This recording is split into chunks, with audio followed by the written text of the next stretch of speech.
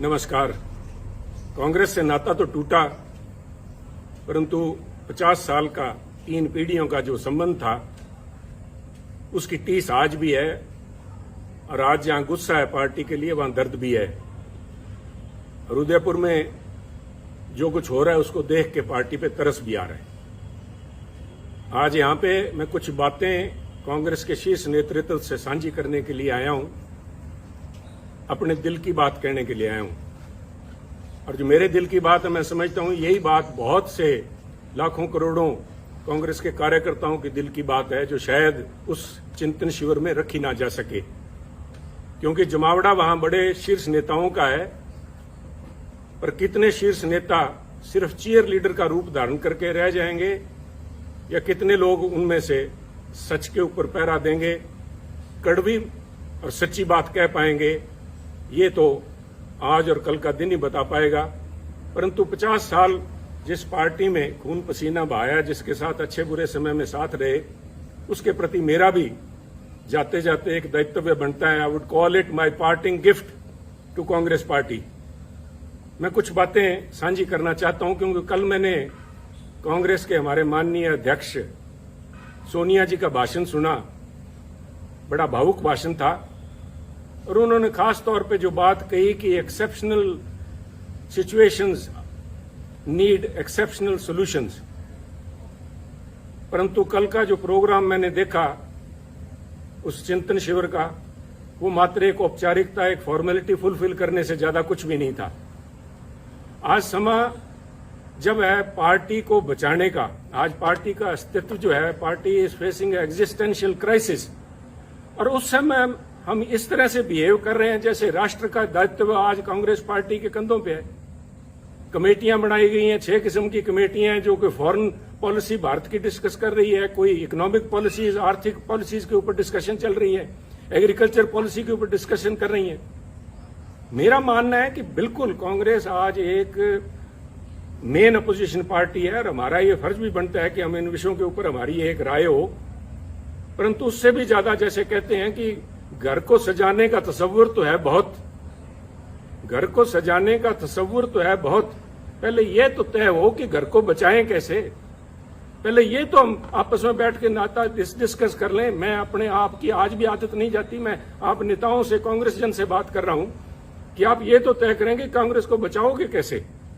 क्योंकि अगर बचाने की नीयत होती है और ये एक मात्र औपचारिकता ना होके चिंता, यहां पे ये चिंता का शिविर होना चाहिए था, ना कि चिंतन का। चिंता तो दिखाई नहीं दी। अगर चिंता होती वास्तविक में, तो वहां पे एक कमेटी, उन 6 कमेटियों के साथ कमेटी एक यूपी के ऊपर भी बनती कि उत्तर प्रदेश के अंदर कांग्रेस की ऐसी दुर्दशा क्यों हुई। 403 सीटों में से करीबन 390 सीट्स के ऊपर कांग्रेस के जो प्रत्याशी थे, उनको मात्र 2000 वोट भी नहीं आ पाए। आप सब समझते हैं कि पंचायत के मेंबर का जो कैंडिडेट होता है वो भी 2-4 हजार वोट ले जाता है। एक कांग्रेस का एमएलए उत्तर प्रदेश, जो कि दिल है हिंदुस्तान का, वहां पे कांग्रेस के नेताओं की ये दुर्दशा होनी, नेताओं की नहीं, मैं समझता हूं ये शीर्ष नेतृत्व की और पार्टी की दुर्दशा है। उसके ऊपर कोई कमेटी बनी, क्या उस पर कोई विचार करेगा? कल कोई अजय जी, जो लालू जी हमारे, अजय लालू जी हमारे प्रधान है, क्या वो बात करेंगे, साझा करेंगे क्या कारण रहे, क्या कमी है, उनको सुधारने का प्रयास किया जाएगा। इसी तरह चाहे गोवा है, चाहे मणिपुर है, क्यों आज क्या हालात, इस किस्म के बाद चर्चा तो ये होनी चाहिए थी कि पूरा north east, all the 7 sister states जो हैं, हम सारी हाथ से खोए बैठे हैं। क्या कारण हुआ? गोवा में तो बड़ी भारी एंटी इनकम्बेंसी थी सरकार की। चर्चा ये भी थी कि सरकार बनने के चांसेस है, परंतु हम कहीं भी नहीं ठहर पाए। और उत्तराखंड की बात कीजिए, और उत्तराखंड की तो मैं स्पेशली बात करना चाहूंगा कि 2 सूबे प्रांत ऐसे थे जिनकी बातचीत हो रही थी कि उत्तराखंड और पंजाब के अंदर कांग्रेस बहुत ही अच्छा प्रदर्शन करेगी और दोनों में सरकार कांग्रेस की बनेगी। फिर क्या हुआ? क्या कोई वहां बता पाएगा कि उत्तराखंड के जो मुख्यमंत्री के प्रत्याशी थे हमारे हरीश रावत जी, उनका एक पांव पंजाब में था, एक पांव उनका देहरादून में था इलेक्शन दिन तक। क्या वो सोच लेके आए थे? क्या सोच के साथ हरीश रावत जी को पंजाब का प्रभारी बना के भेजा गया? क्या उनकी मंशा सिर्फ इतनी थी कि हम तो डूबे हैं सनम, तुमको भी ले डूबेंगे? खुद तो उनकी जो दुर्दशा हुई, और मैं इसमें कहने में संकोच नहीं करूंगा, मैं पहले भी कह चुका हूं और आज फिर कह रहा हूं, अगर हरीश राव जी आ रहे हैं तो I call it divine justice, he deserved it. जो कांग्रेस पार्टी की दुर्दशा हुई है उसमें बहुत बड़ा रोल जो है एकमात्र इन व्यक्ति का है। सारा दायित्व तो इनके कंधों पे मैं नहीं डालूंगा, हमारी भी कमियां रही वहां पे, पर इनका बहुत बड़ा रोल था। ये एक कड़ी थे यहां से लोग ऊपर बात करने के लिए। और उससे भी ज्यादा जरूरी, जब उत्तराखंड की बात करते हैं तो पंजाब की बात कैसे ना करेंगे। मैं पंजाब की बात के ऊपर कुछ समय लूंगा, मैं आपसे धैर्य की अपेक्षा करता हूं कि कृपया थोड़ा धैर्य रखें, क्योंकि पंजाब का मुद्दा सिर्फ वहां पे सरकार बनने ना बनने तक सीमित नहीं है, बहुत ही एक आधारभूत मुद्दा है जो पंजाब से जुड़ा हुआ है। पंजाब में जो घटनाएं वापरी हैं और जिस वजह से वहां पे पार्टी की जो दुर्गत हुई है पंजाब में, उसकी समस्याएं जो हैं उनके दूरगामी और आधारभूत उसका प्रभाव पड़ेगा। एक बात मैं मानता हूं कि देश जो है, भारतवर्ष जो है, एक सेकुलर देश है, और उस भारतवर्ष के अंदर अगर सबसे कोई सेकुलर प्रांत है तो मुझे इस बात का गर्व है कि वो पंजाब है। और पंजाब ने बार बार ये दर्शाया है, यहां तक कि 25,000 पंजाबियों ने कुर्बानी दे के भी, आतंकवाद के उन काले दिनों में 25,000 पंजाबियों की कुर्बानियां हुई, परंतु वहां आपसी भाईचारे और सेकुलरिज्म के ऊपर आंच भी नहीं आई। परंतु आज एक छोटी सोच का व्यक्ति, छोटी सोच का सो कॉल्ड लीडर, छोटी सोच का एक छोटा नेता जो बड़े पदों पे आसीन है, उसकी जुबान ने वो करने का प्रयास किया जो आतंकवाद के काले दिनों के अंदर AK-47 की गोलियां भी नहीं कर पाई। ये तो पंजाबियों को मैं दाद देता हूं कि उन्होंने फिर से मौका संभाला। और आप देखिए, जीता जागता सबूत देखिए। अगर किसी को इस बात के परिणाम की, इसको प्रूफ की जरूरत है तो वो देखिए कि इस इलेक्शंस के अंदर जिसके नतीजे 10 मार्च को भी आए हैं, अगर धर्म की बात करें, सिखों ने, जो सिखों की पंथक पार्टी अकाली दल, उसको वोट नहीं डाला।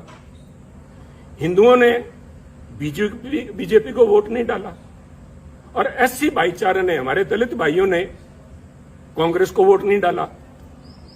पंजाबियों ने एक सिख के तौर पे, एक हिंदू के तौर पे, एक दलित के तौर पे, क्रिश्चियन या मुस्लिम के तौर पे नहीं, उन्होंने पंजाबी के तौर पे वोट डाला। और इस सारे आडंबर को ढा के उन्होंने एक आस और उम्मीद को वोट डाला, एक रंगले पंजाब की आस, एक बेहतर फ्यूचर, बेहतर भविष्य की आस में उन्होंने वोट डाला। वो आस कितने हद तक पूरी होती है तो समय बताएगा, परंतु पंजाबियों को ये दाद देनी होगी कि उन्होंने ये काली नजर जो हमारे कांग्रेसी नेता जो लगा रहे थे, जो हिंदू, सिख या दूसरे भाईचारों के अंदर जहर का बीज जिन्होंने बोया, मैं तो आज इस माध्यम से खासतौर पे कांग्रेस अध्यक्षा सोनिया जी से निवेदन करूंगा, मेरी हाथ जोड़ के करबद्ध प्रार्थना है, सोनिया जी, राजनीति सारे देश में कर लीजिएगा, परंतु पंजाब को बख्शिए। पंजाब ने बहुत काले दिन देखे हैं। पंजाब में अगर पंजाब को परसेंटेज के प्रिज्म से नहीं देख सकते आप, पंजाब को 33% अमुक कौम है, 40% अमुक कौम है, बाकी बचते नॉन सिख हैं या किस खाते में डाल रहे हैं, कृपया करके बख्शिए पंजाब को। पंजाब एक है। ये जो बात जिन लोगों ने, आपके जो नेता, आपकी सलाहकार है, मैं नाम भी लूंगा क्योंकि आज वो उन्हीं के चलते सारा बखेड़ा खड़ा हुआ है कि आज मेरे को इस चैनल पे के माध्यम से आपसे बात करने की जरूरत पड़ रही है। अंबिका सोनी जी के एक जबान ने, मैं समझता हूं, ना सिर्फ कांग्रेस को, तो कांग्रेस का तो बंटा उन्होंने बेड़ा डुबाया, परंतु उन्होंने पंजाब के माथे पे कलंक लगाया, सिखों के माथे पे कलंक लगाया, सिक्खी के माथे पे कलंक लगाया। उन्होंने हिंदुओं को बदनाम किया, हिंदुओं को निरादर किया। क्या ऐसे नेता का कांग्रेस में बने रहने का कोई हक है, कोई औचित्य है? अगर औचित्य है तो मैं आपसे निवेदन करूंगा कि आज के समागम के अंदर, जब उदयपुर में वो बैठी हैं और आपके साथ मंच पे बराबर बैठी हैं, तो उनसे निवेदन करें कि उठ के वो बताएं कि Punjab, what is Sikhism, Sikhism है क्या जिसको उन्होंने इतना बड़ा दोष लगा दिया। This is nothing. उनका ये बयान कि पंजाब के अंदर अगर हिंदू मुख्यमंत्री बनता है तो पंजाब में आग लग जाएगी, इसका मायना ये हुआ कि जो सारे सिख हैं, सारे पंजाबी भाईचारा है, वो हिंदुओं के खिलाफ डांगे लेके घूम रहा है। हिंदू सिख भाईचारे के अंदर दरार डालने की ये जो कोशिश, खुदा आपकी सलाहकारा अंबिका सोनी जी और उनके जो कुछ चंद चेले जो हैं, जो पंजाब के अंदर बैठे थे जिस समय ये फैसला हो रहा था, 4-5 जो यहाँ थे और वो 4-5 मोस्टली आज वहां आए हुए हैं आपके पास वक्ता के तौर पे, उनको बेनकाब करना जरूरी है। उन्होंने कहा था कि अगर हिंदू बन गया पंजाब में मुख्यमंत्री तो पंजाब में आग लग जाएगी। Is this some pre planned way of vilification of Sikhs? Are you trying to vilify a whole community? कि वो इतने इनटॉलरेंट है, उनके अंदर ये सहनशीलता ही नहीं है कि किसी और को बनता देख सकें। और इनकी अंबिका जी की बात में अगर कहीं सच्चाई होती तो मैं समझता हूं कि अकाल तख्त के जत्थेदार साहब ने जिस दिन इनका बयान आया उसी दिन उन्होंने कहा, अकाल तख्त साहब का वो बयान मैं समझता हूं स्वर्णिम अक्षरों में दिखा जाने वाला है कि पंजाब के अंदर हिंदू सिख होना कोई मायने नहीं रखता। सोनिया जी, मैं आपसे निवेदन करना चाहूंगा, अकाल तख्त कोई छोटा मोटा जगह नहीं है, is a temporal seat of Sikhism. यहां पे महाराजा रणजीत सिंह भी आके पेश हुए हैं। अगर उनके हेड ग्रंथी ये बात कहते हैं, वहां के जत्थेदार साहब कहते हैं, तो ये क्या ज्यादा सिखों के बारे में या पंजाब के बारे में जानते हैं? एक ऐसा लीडर, एक तरफ हम इल्जाम लगाते हैं आम आदमी पार्टी के ऊपर कि वो पंजाब का भला नहीं कर पाएंगे क्योंकि उनकी लीडरशिप दिल्ली से चलाती है, जिनको दिल्ली के बारे में ज्ञान नहीं। मुझे आम आदमी पार्टी का तो पूरा पता नहीं, परंतु सोनिया जी, पंजाब कांग्रेस का बेड़ा गर्क दिल्ली में बैठे उन नेताओं ने किया है जिनको पंजाब का, पंजाबियत का, सिक्खी का बिल्कुल पता नहीं। सरबत दा भला गुरु महाराज का मूल मंत्र। I am not a Sikh scholar, परंतु मैं अपने आप पे गर्व है कि मैं पंजाबी हूं।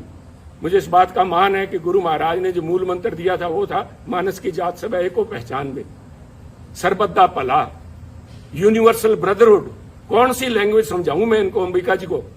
कौन सी लैंग्वेज में ये बता पाएंगे, जवाब दे पाएंगे? और इनके जो पिछ लगू वहां पे बैठे हैं, उनसे मैं निवेदन करूंगा कि वो खड़े होकर वहां पे मंच पे बताएं कि किस वजह से पंजाब को बदनाम किया, पंजाबियों को बदनाम किया गया। और ये सोनिया जी, मैं बार बार इस बात पे जोर दे रहा हूं क्योंकि ये हमारी विचारधारा से जुड़ा हुआ मुद्दा है। इसका प्रभाव सिर्फ पंजाब तक सीमित नहीं रहेगा। ये तो आप मान के ले लीजिए कि जब तक इन लोगों से आप पीछा नहीं छुड़ाएंगे तब तक कम से कम पंजाब में कांग्रेस के पांव नहीं लग पाएंगे। ये आप एक मेरी भविष्यवाणी लिख लीजिए, चाहे नोट कर लीजिए मेरी तरफ से। परंतु ये मसला पंजाब तक सीमित नहीं रहेगा। This itself shows fundamental problem which is Congress is facing today. आप अपनी चाल ही भूल गए। आप अपने आप को, आप पे इल्जाम लगते हैं कांग्रेस पार्टी के ऊपर सूडो सेकुलरिज्म के, कभी सॉफ्ट हिंदुत्व के, और कभी इस किस्म के बयान आ जाते हैं जिनको कुछ लोग कहेंगे मेजोरिटेरियन एक्सट्रीम लिए बैठे हैं आप। इन बातों का आपके ऊपर जो प्रभाव पड़ेगा वो मैं समझता हूं। आप इन सारे जो इल्जाम लगते हैं आप इनको तस्दीक कर रहे हैं। ये लोग आपके पास मंच पे बैठे हैं, यू आर विटिंगली और अनविटिंगली एंडोर्सिंग देयर व्यू। ये कौन? मेरा गुनाह क्या था? जब ये अंबिका जी का बयान आया, इनके चेलों का बयान आया कि पंजाब में अगर हिंदू मुख्यमंत्री बनता है आग लग जाएगी, तो मैंने कहा ये सोच कांग्रेस की सोच नहीं है। ये सोच किसी एक, I said a petty person, a small-minded person occupying high positions, and I meant your advisor, Ambika ji. Let me be honest with you. मेरे को फांसी लगानी है, लगाइए आप। मैं आज यहाँ सफाइयां देने के लिए नहीं आया आपके पास में। मैं तो आपको एक राय देने के लिए आया हूं, जो पंजाब की भावना आपके सामने रखना चाहता हूं। अगर इन लोगों को आज आप भी अपने साथ बिठाए बैठे हैं पंजाब में, आप भूल जाइए पंजाब के बारे में। इनको ना सिर्फ सिख, ना सिर्फ हिंदू, बल्कि पंजाब का एक एक बच्चा इनको कोसेगा और इनको ये परिणाम भुगतने पड़ेंगे, अंबिका जी को और इनके इन चेलों को, जिन्होंने यहाँ पे पंजाब कांग्रेस भवन में या होटल के कमरों में जाके अजय माकन जी को या हरीश रावत और उनको हरीश बायतू को जाके जो कहा था, इसका देना आपको देना पड़ेगा। परंतु आज अगर आप भी नहीं समझते, पंजाब के लोगों ने आपको जो कुछ दिखाया है उसके बाद भी अगर नहीं समझे, और आप आज भी, जैसे मैं समझता हूं it was a poor attempt to portray Congress as BSP in Punjab. आपने निर्णय, राहुल जी ने लिया, बड़ा अच्छा निर्णय था, सबसे पहले स्वागत मैंने किया था, that he has broken a glass ceiling. पर जिस तरीके से उसको प्रस्तुत किया गया, तो लोगों ने कहा कि अगर हमने जात पात और जाति के आधार पर वोट डालना है तो हम नकली बीएसपी को वोट क्यों डालें, असली बीएसपी को क्यों नहीं डाल लेते। और वही मसला आपके साथ, चाहे आप जब सॉफ्ट हिंदुत्व की बात करते हैं, लोग कहेंगे अगर वोट ही धर्म के नाम पे डालना है तो फिर बीजेपी को क्यों ना डाले। ये नकली बीजेपी को क्यों डालें? साहब अपने वजूद पे रहिए। Don't this drift of your intellectual, you are losing the moorings, intellectual moorings. यही तो आपके पास सारा कुछ था। इसी विचारधारा के साथ तो लोग हमारे जैसे जुड़े थे। और आप में दूसरों में फर्क क्या है? इसका कौन जवाब देगा? ये जवाब तो आपको ढूंढने पड़ेंगे। इसके लिए किसी सलाहकार की जरूरत नहीं पड़ेगी। इसके साथ ही पंजाब की जब मैं बात करूंगा, मैं नहीं चाहता था कि मैं अपनी बात करूं।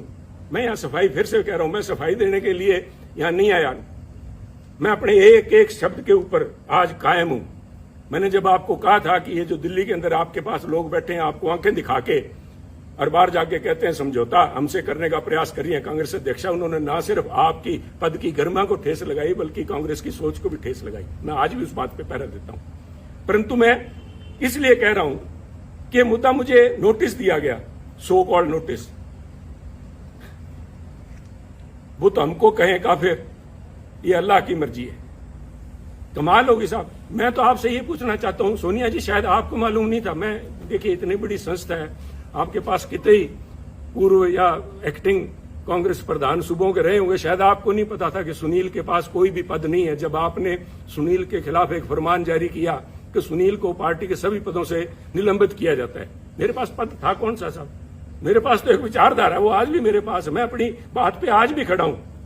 आप कहीं बदल गए होंगे, आपकी सोच बदल गई होगी। सुनील तो जाखड़ तो जहां खड़ा था वहीं खड़ा। ये हमारी कमजोरी है, यही हमारी स्ट्रेंथ है। हम तो जहां हैं वहीं खड़े हैं। परंतु जिन्होंने, वो कहते हैं कि आपने संबंध विच्छेद नहीं किया सुनील जाखड़ से, आपने दिल तोड़ा है।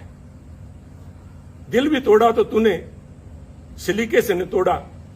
बेवफाई के भी कुछ आदाब होते हैं। नोटिस दे रहे हो सुनील जाखड़ को?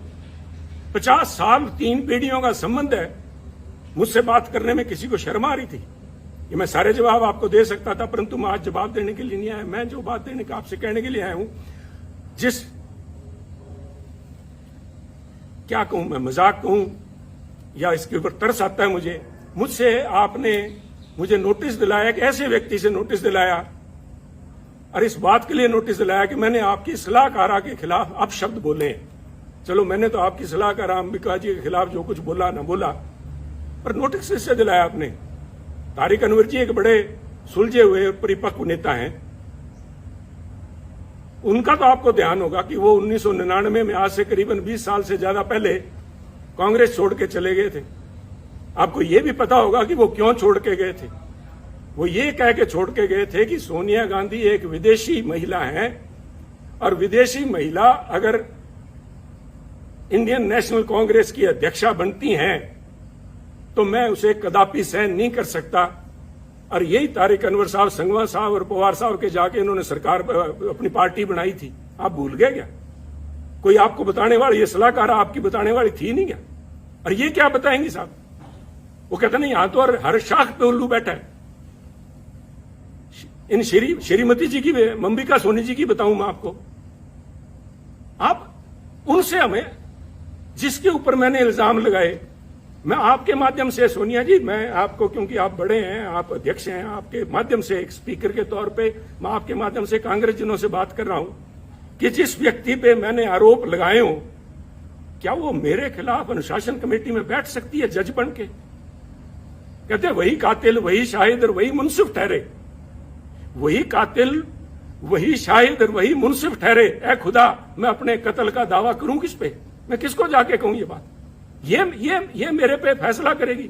1977 में कहां थी जब इमरजेंसी के बाद सोनिया जी परछाया छोड़ गया था कांग्रेसियों का? जो लोग थे, इन किस्म के जो वक्ती लोग थे, these are fair weather friends, they are fair weather warriors. Indira ji की चहेती थी ये, संजय जी के साथ ही मिलकर काम करती थी, इसलिए इंदिरा जी का इनके तरफ बड़ा मान सत्कार था। और उस मान सत्कार का नतीजा इसी अंबिका सोनी जी ने यह दिया कि 1977 में जब उनको अपने साथियों की जरूरत थी, तो अंबिका जी सबसे पहले उस डूबते जहाज से छलांग मार के गई थी। जहाज से डूबने वालों को क्या कहते हैं मैं नहीं इस चक्कर में पड़ूंगा। और ना सिर्फ छलांग लगा के गई, ना सिर्फ उन्होंने यहां से कांग्रेस उर्स से चंडीगढ़ से इलेक्शन लड़ा जगन्नाथ कौशल जी के खिलाफ, कांग्रेस के प्रत्याशी के खिलाफ, इन्होंने मेरठ में जाके 84 में फिर महसीना को दुबई जी बैठी होंगी, मैंने देखा नहीं कल प्रोग्राम में उनको। मैं अल्लाह ताला से यही दुआ करता हूं कि उनकी सेहत कायम रहे, वो यहां हो। उनसे पूछिएगा कि इन अंबिका सोनी जी ने इंदिरा जी के खिलाफ क्या क्या अभद्र भाषा इस्तेमाल की थी। आप बड़े दिल के नेता हैं राहुल जी, और आप भूल जाएंगे सोनिया जी, हम नहीं भूलते, हम तो गांठ बांध के बैठे हैं। और ऐसे लोगों को बेनकाब करना पड़ेगा।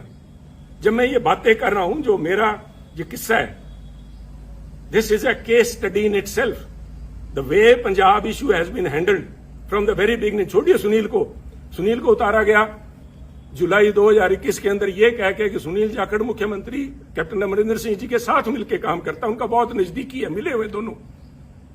नए कांग्रेस प्रधान को बनाया गया और उसके बाद जुलाई 21 को नए कांग्रेस के प्रधान नवजोत सिंह सिद्धू जी बनते हैं। और उसके बाद 6 महीने तक सारी एआईसीसी, सारी कांग्रेस इसी बात को लगी रही कि पहले मुख्यमंत्री कैप्टन अमरिंदर सिंह जी, उसके बाद में चरणजीत चन्नी, इन दोनों को आपस में कैसे इकट्ठा बिठाया जाए, कैसे पीसीसी प्रधान और मुख्यमंत्री मिलकर काम करें। व्हाट वाज इट, क्या था ये? क्या आप इसी एक बात पे, किसी एक बात पे खड़े हैं क्या? कोई स्टैंड है पार्टी का? और ये जो डिस्टेबलाइज करने की प्रयास किया गया, जिनको ये मैं जिनकी बात कर रहा हूं डिवाइन जस्टिस की, रावत साहब को भेजा इसलिए गया था कि कैप्टन अमरिंदर सिंह व सिटिंग प्रिटी, उनको डिस्टेबलाइज किया जाए। सोनिया जी, डिस्टेबलाइज तो विरोधी पार्टियां करती हैं, आप तो you are the parent party, Congress high command वहां पे बैठी। आप पंजाब में क्या डिस्टेबलाइज करवाना चाहती थे? Control destabilisation. और इसका रेमिफिकेशन देखिए, आज नोटिस आया कुछ दिन पहले, मेरे को नोटिस देने के बाद में एक नोटिस नवजोत सिंह सिद्धू जी को भी दिया गया। मेरे बहुत से डिफरेंसेज हैं नवजोत सिंह सिद्धू जी से, परंतु मैं इन प्रिंसिपल बात करना चाहता हूं, क्योंकि ये बातें आज के इस चिंतन शिविर में होनी चाहिए कि उनको किस बात के लिए नोटिस दिया गया कि वो अपनी सरकार के खिलाफ बोलते थे, वो कैप्टन अमरिंदर सिंह जी के खिलाफ बोलते थे, उन्होंने चरणजीत चन्नी के खिलाफ बोला, उनको नोटिस दिया गया। तो सब मेरा एक सवाल है, और मैं मैं बड़ा उनका रिस्पेक्ट करता हूं अशोक गहलोत जी का। अशोक गहलोत जी, आपकी सरकार को डिस्टेबलाइज क्या सुनील जाखड़ ने कर रखा है क्या, जो सुनील को नोटिस दिया गया है? आपकी सरकार को नवजोत सिंह सिद्धू ने डिस्टेबलाइज कर रखा है क्या? सुनील जाखड़ तो शायद कैप्टन अमरिंदर सिंह से मिला हुआ था या नहीं था, वो तो ये खुद जानते हैं, क्योंकि एक एक बात का इनको ब्यौरा दिया हुआ था। मैं नहीं चाहता था कि कांग्रेस की लड़ाई सड़कों पर उतरे, परंतु ये इनका फैसला था। सिर माथे, मैंने उस माथे को कबूल किया, सिर माथे कबूल किया। परंतु नवजोत सिंह सिद्धू तो सिर्फ बोलते ही हैं, और आपके यहां तो गहलोत साहब हर 15वें दिन आपको बताना पड़ता है राजस्थान की जनता को कि मैं अभी मुख्यमंत्री रहूंगा। और जिन लोगों ने मानेसर में जाके महीना तक कैंप किए रखा, आपकी सरकार के ऊपर ही एनफोर्समेंट डायरेक्टरेट की रेड करवाई, वो तो आप अच्छे थे कि पंजाब वाले से हालात आपके साथ नहीं बने, आपके भांजे भतीजे के यहां 25-30 करोड़ रुपए नहीं मिले तो आप बच गए। उन लोगों को नोटिस नहीं जाना चाहिए? उन लोगों को तो कांग्रेस अध्यक्ष मंत्रणा के लिए बुलाते हैं। तो क्या एक संदेश दे रहे हैं? एक मन बनाना पड़ेगा, क्योंकि अगर सुनील ने खता की है और सुनील की वजह से अगर पंजाब में सरकार नहीं बन पाई, और जैसे कि आपके हरीश बायतू जी कह रहे हैं कि सुनील की वजह से, सुनील के बयानों की वजह से आसपास वाली स्टेट्स के अंदर भी कांग्रेस को नुकसान हुआ है, तो फिर सुनील को निकाला क्यों नहीं? मैं ये पूछना चाहता हूं। अगर आपने फैसला ले लिया, सुनील ने गलत किया, तो सुनील को निकाल के बाहर करो। एक संदेश जाना चाहिए।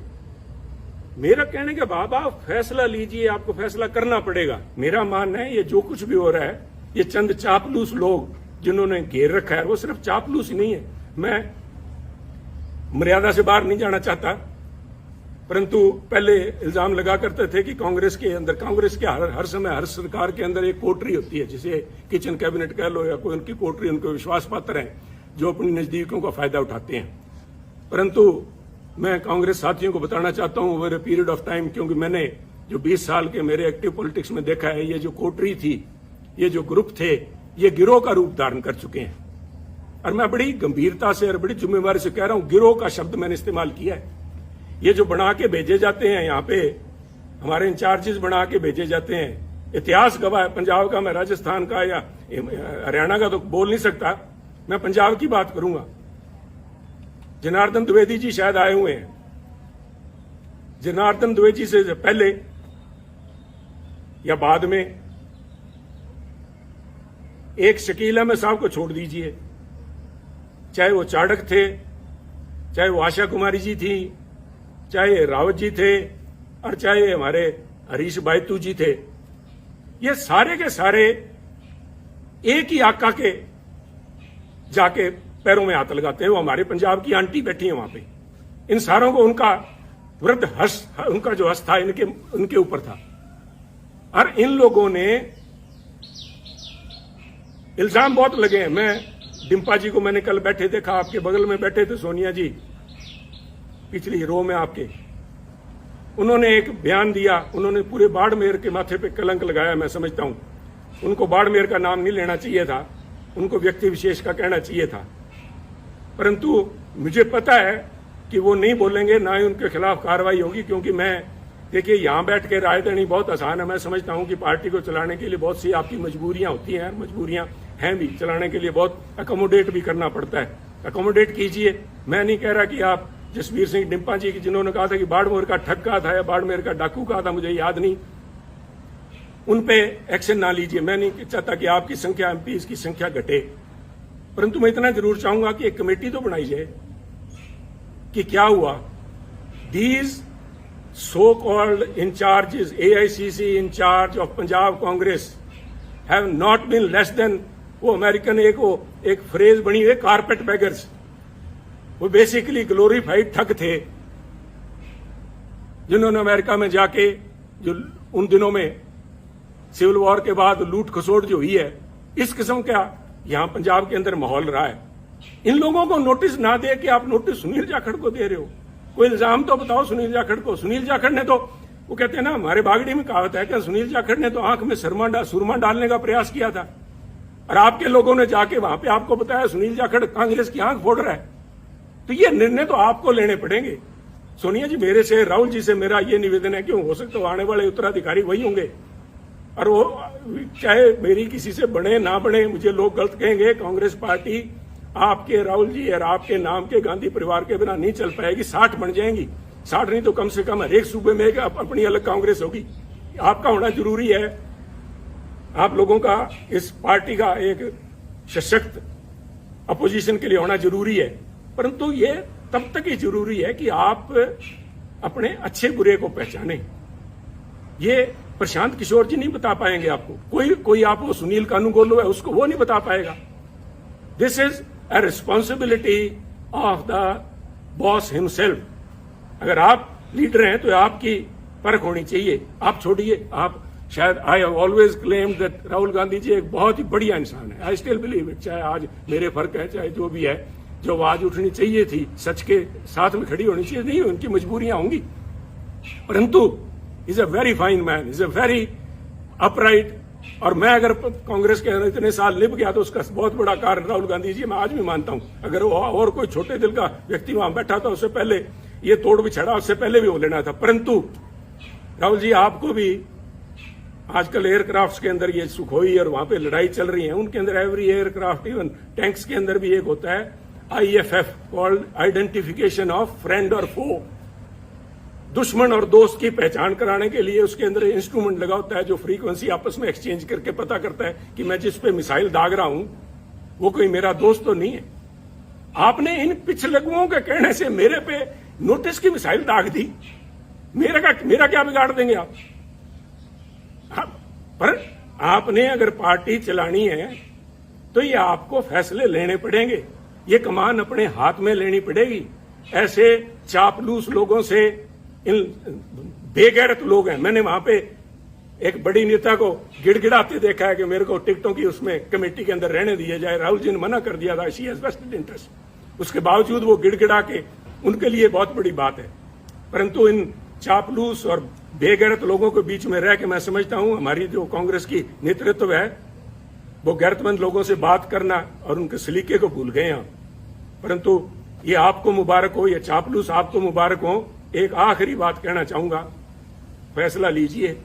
फैसले आपने लिए हैं, अच्छे लिए हैं, बुरे लिए हैं, समय बताएगा, फैसले तो लिए हैं। और मेरे फैसले के अंदर जो बात मैं खास तौर पे आखिर में आपसे कहना चाहता हूं, Sunil Jakhat's case, from notification to your recommendation of the disciplinary committee till the time you have finally asked Sunil to be removed from all positions, it shows what is basically ailing Congress party. आप भी फैसला नहीं ले पाए। ये क्या फैसला था? सुनील से पद ले लिए। क्या पद ले लिए? सुनील के पास कौन से पद थे जो आपने ले लिए?